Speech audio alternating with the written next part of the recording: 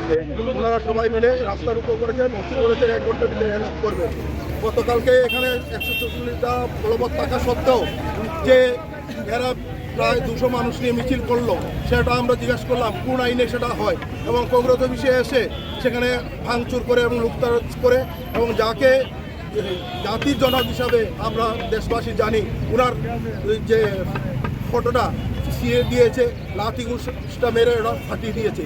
এদের এই দেশভক্তি আমরা দেখছি, এবং জনগণ আজকে কুমারঘাটের জনগণ চাইছে একদিক হয়ে যাওয়ার জন্য, হয় পুলিশ আমাদেরকে গুলি করে মেরে হোক, আর নতুবা সেই আসামিদের গ্রেফতার করা হোক। 1 ঘন্টা পরেই আমরা আমাদের দৃশ্য